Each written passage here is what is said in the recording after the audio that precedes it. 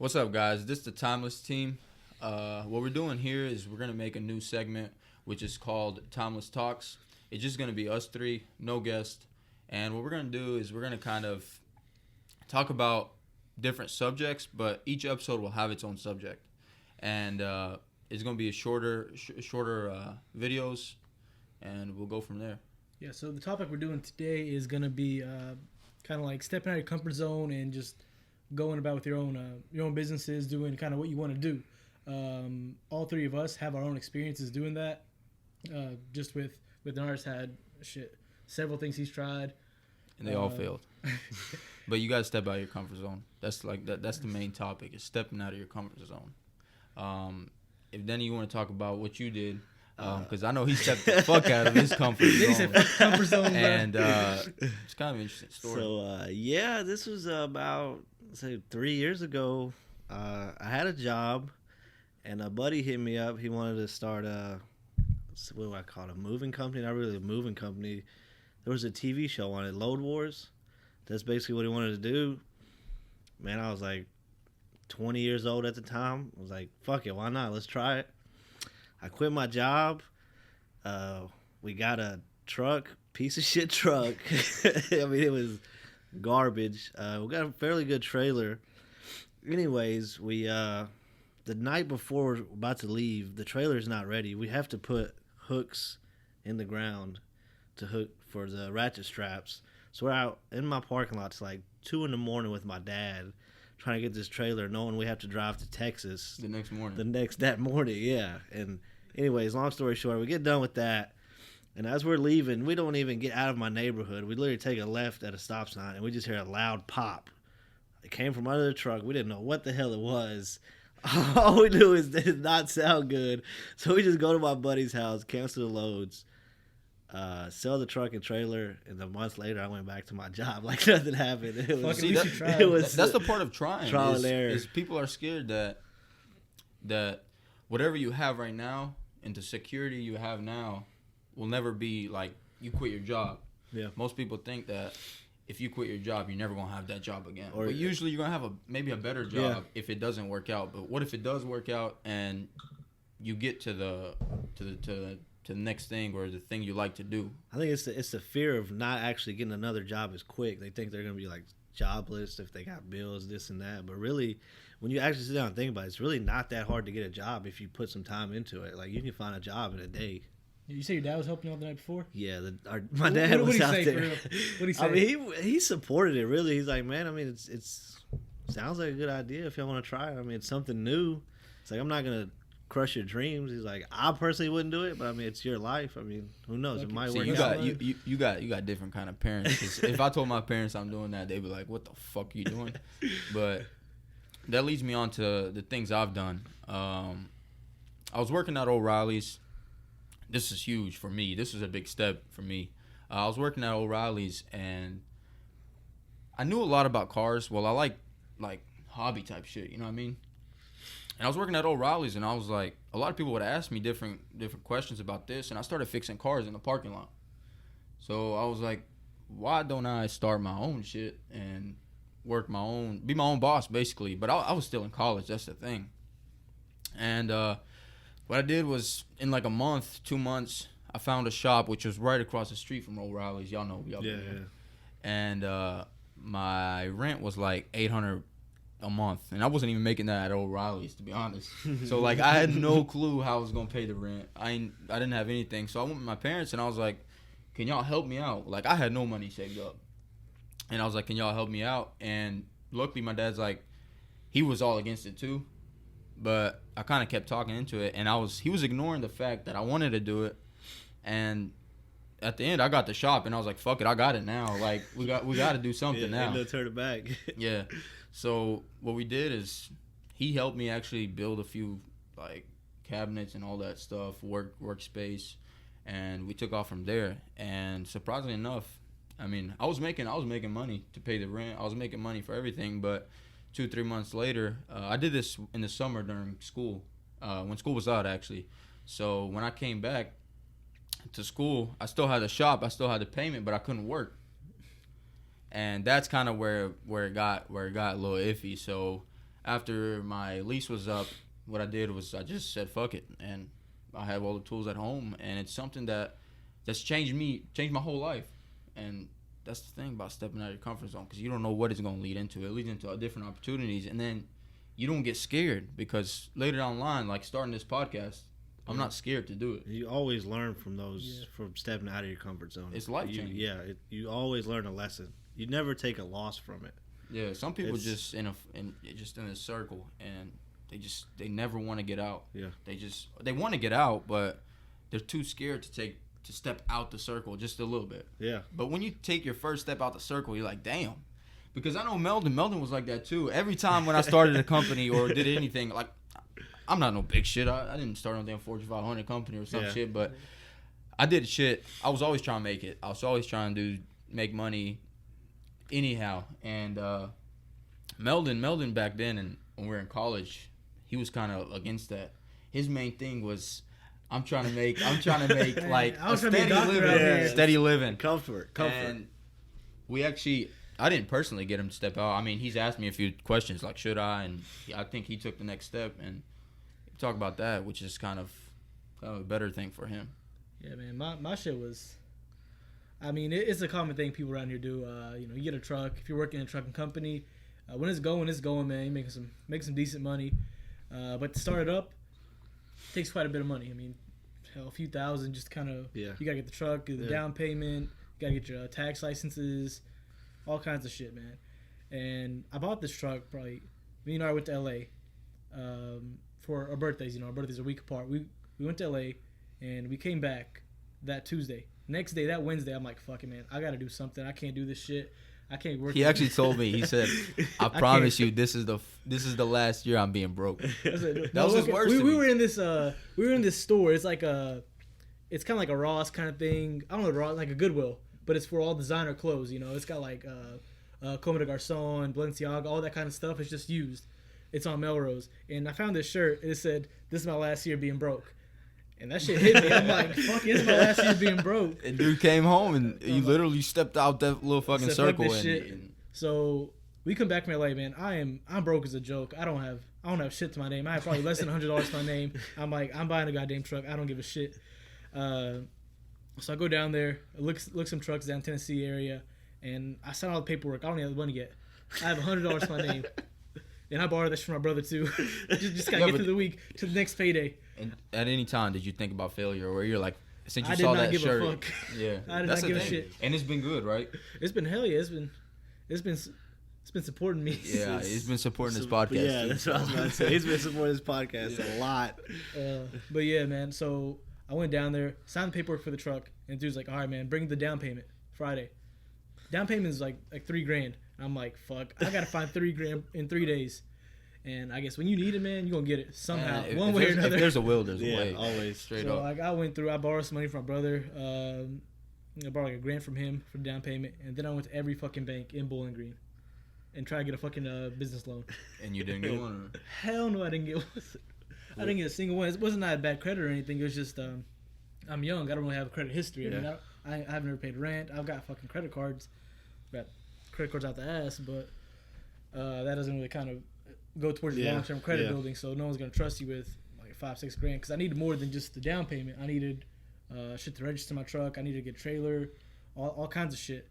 Eventually, I went to the same bank I get my car through and used like the co-signing for my dad on there, and they kind of just transferred it over to the truck. So you didn't even ask him? You didn't even ask your dad? I didn't ask my parents. Shit. It was either this is going to work out or I'm getting kicked out of the fucking house. Straight up. And it happened to work out. I mean, like, I didn't tell my parents anything probably I had the truck for a month. I didn't say shit to my parents because, I mean, just kind of with it comes a lot of stress and stuff like that. I don't want them to be stressing because, hell, I'd go home and I wouldn't come home till 9 p.m. at night just kind of trying to figure shit out, working on shit, trying to get more money. And my parents like, what the fuck you doing? They thought I was selling drugs or some shit. But that's the thing about, like, starting something is people always think like they hit that first wall and then they just stop. Yeah. And I'm guilty of that too, because we purchased me and my cousin, we purchased S2K Gram, which is it's a pretty big Instagram page about cars and shit. And our main goal was, I used to have S1000, so I was kind of into it, but our main goal was to make money. Yeah. And enjoy it while we're doing it. So we had like 45,000 followers, and we were just sitting there thinking about, like, how can you take $1, at least $1, just $1 a month from each person, follower, which isn't realistic because, you know, your engagement rate is different. Yeah. Like, you got like 20,000 people on it. Yeah, Don't those do followers shit. and shit too. People Yeah. want to check Instagram. So what we did is we went to we sold shirts. First thing off the rip is just merch. And bro, like, we didn't think it was gonna happen because we posted a post about the shirts kind of to see if the fish will catch. Yeah. And we would get like 2,000 likes on a car picture. But when we posted a shirt picture, we'd get like 20, 30 likes. You know, so we're like, damn, like, people ain't interested in this shit. Yeah. So we said fuck it, and we released a full out Website. drop. Yeah. A website. We used a third party to kind of do the orders and shit, but we did the shirts ourselves. We went to Hobby Lobby. We bought shirts. We bought screen printing kits. I'm talking about, we did it all. We set up a little thing in his house, and we just got it going, man. And those 20, 30 likes, like, we thought, man, we're going to get like 2 shirt orders, you know? Yeah. Bro, we were sitting at Hilligan's eating pizza, and I swear to God, man, my phone just bing, bing, bing. And we had like, by midnight, we had like, I'm gonna lie to you, but it's around like 50 to 100 shirts. Yeah. Like, I can't tell you the exact number. I don't remember. But we just tried it. And after a while, the demand was too big that we hit that first wall. And what did we do? Got panicked. We panicked and we quit. Just quit. We returned orders. We did this. We did that. And God knows what that could have held for us. Could have been, yeah. But then again, we learned from it. And we keep going from there. And then we started stuff like this, like the podcast. And Shit, it's been rolling. it's been rolling. So I've had. Go ahead. I used to. So you're talking about that, hitting that first wall. Would you say that helped you with this podcast in a way? I mean, of course, because, you know, we did hit a wall. Yeah, we hit a couple. And it's very easy to quit. That's where everybody quits, to be honest, like, straight up. I mean, I don't have some crazy experience, but I know damn right we got to get through it. Like, I was texting in the group chat. I was like, let's get it done. Because when you start doing shit, that's when momentum starts picking up. Yeah. Because when you have momentum, you know, when we started it, you want to do everything. You want to do the next step. But kind of when you get situated, you get an office. You get comfortable. You get comfortable. What's your quote on the clock? The enemy. On a mission, your worst enemy is idle time. Yeah. Yeah. Because I actually said that in the group chat too. Yeah. But yeah, like you told me, like, we got to keep going. You got to keep pushing forward, because after that wall is another free space to run until you hit that next wall. Yeah. But you're going to keep hitting walls. No matter how successful you are, you're just going to keep hitting walls, but getting through them is the thing. Yeah, I feel that. I mean, with you had your SK-Gram, the clothing line. I had my own experience with the clothing line too. It didn't We get had nearly. Wait. we had Y'all a had a clo- clothing line? All right. I started He one. started a clothing line. I said, "Fuck you." No, I started my own hey, clothing no, line. no, What? fuck that. Hey, he's lying. I started a clothing line. I texted them two. I texted him and Munib. Yeah. I said, let's get this going. I wasn't I'm still not a fitness guru, but I was like, let's start a fitness line, because we have a lot of support from fitness, like St. Louis, Bowling Green. Everybody's into fitness. And I was like, fuck, why can't we do it? So I texted them and kind of explained, like, I need y'all to do this. And, I mean, no offense. I was like, I'm not liking the way we're working. Because it was kind of like all over the place. Yeah. He had a different vision. Yeah. I had a different vision.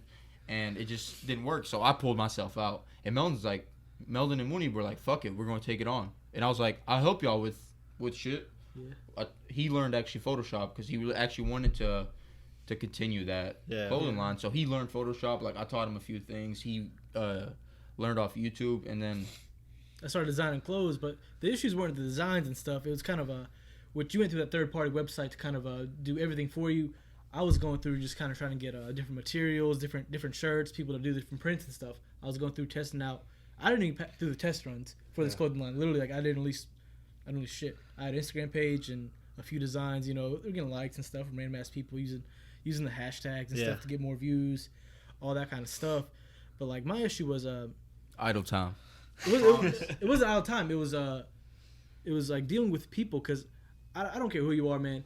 If you buy clothes, anybody, Alpha Lee, Gymshark, all these people, it's all made in China, man. It's not made in USA, all that shit. So when you're dealing with those people from like those countries, it was all off Alibaba. That's where you get the best deals, best prices. It was literally the same supplier for Gymshark and Alpha Lee. Those people I was using, but those people, they were just like really bad at communicating. Like I guess the time difference kind of messed things up. So I literally like reply the next day, and that would be asleep, and then he'd reply when I'm asleep. So literally just one message through us every single day, trying to get this clothing line going, doing test runs. I had sweatpants and shirts come in, and the sweatpants were like they weren't tapered at all. They were like just straight sweatpants, and I didn't like that at all. And the other ones I got, they were just, the sizing over there is completely different. So medium over there is like a kid size almost. That shit was tight. Mooney was the only person to fit into them, I swear.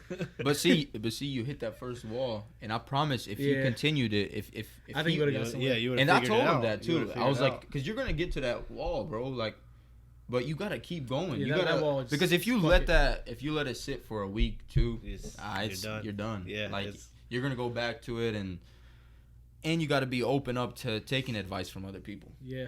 Because like, I was trying to do it on my own. So my fuck it. What does he know? He's not into fitness, all that stuff. I don't know everything, but I know a few things. Like I'm gonna help you with what I know. You're my friend. Straight up, yeah. I mean, it was just kind of like it was probably my first thing ever going on my own, trying to do my own business. Yeah. That was my very first thing, and it didn't work out. Just yesterday, actually, I was going through my like following and stuff, unfollowing people like I don't really interact with anymore, like people from high school.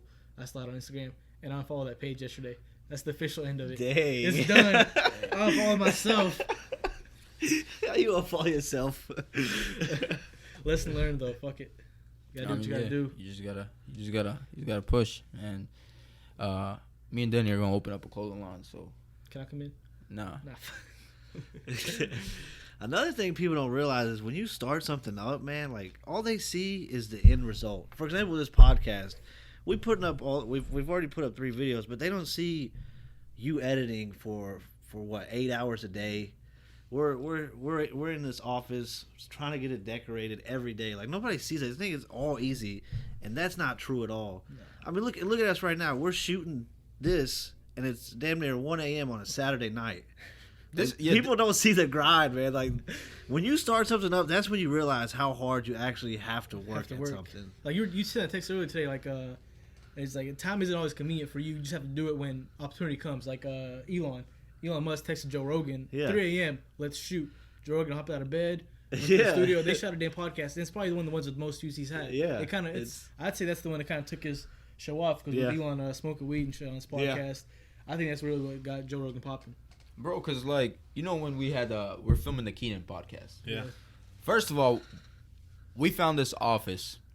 It was open, so you can just. We texted the owner. The owner was in like Florida or some shit, and he's like, "Go ahead, the office is open." He's like, "Go ahead and check it out." Just look at it. So what we did is like, we took advantage of it. So we're like, it was a Sunday. We went to check it out Sunday morning. Oh, Saturday. My bad. Saturday night we went to go check it out, and we looked at it and we needed a table.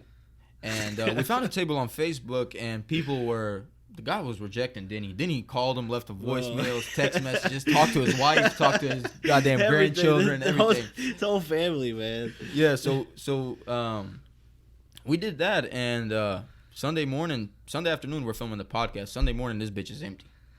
And we need a table. That's the big thing to record a podcast. We had the equipment. Landlord didn't know. We had an empty ass room with I hope he ain't watching this. But we came in here into a room that we do not own. We don't do anything, and we came in here. Me and Denny and Meldon. We built a fucking table from ground up. We went to Lowe's, built a table. Some shit didn't work out. Other things didn't work out. Man, but by 6 p.m., we woke up early as hell that morning. By 6 p.m., 7 p.m., when Keenan was here, the table was built. And if you go watch our first podcast, you'll see it. You'll see noticeable changes kind of from that first podcast to our second one to the third one, and just with the whole office in general, you're just gonna see everything kind of just things going up on the walls, and just It's the grind, man. We That's could have what- easily that's- quit. Yeah. Like that day, we could have said, "Fuck it, Yeah, we're we recording don't next have week." a table. Yeah. We're like, Yeah. fuck, I think we'll if we would wait till reschedule. next week, it would have. I don't know that we would have even. Yeah. I think we would have got something done, but I don't know what the hell would I have think it happened. would have been a wouldn't have been longer as- process. yeah. It would have of- been derailed, yeah, for sure. That's why you don't quit, man. That's part of the grind, man. It's part of the journey. You gotta enjoy every bit of it, the good and the bad. You gotta enjoy it, man. Yeah, that's the only way you're gonna enjoy the good. Because let's say like vacation, Yeah. people who take vacations often and don't work, bro, they don't enjoy it. Bro, you work in a shop or you work in anywhere you work. When you work 40 hours a week or whatever it may be, you're grinding. When you get to the point where you deserve a vacation, you have that vacation. When you take it and you're Bro. sitting in Cancun on that beach, You were living it up. you enjoy the moment. And not even vacation, you can fucking one of my friends said he works 40 hours a week, and when he goes to Friday night to Shogun with his family, shit, he living. Like, Yeah. That's. that's it. Like, I mean, I really like when I was younger and stuff, and even in school with college, whatever. I never really enjoyed weekends till I started working 40 hours a week. I mean, with school and stuff, you always have that thought in the back of your mind. You have homework and shit like that, so you can't enjoy the weekends fully. But when you're working 40 hours a week every single day, and you know you have just those 2 days off, those 2 days are love, man. Yeah, It's man, bliss. that's what people don't understand. Is like working hard. It's hard at the moment, Yeah.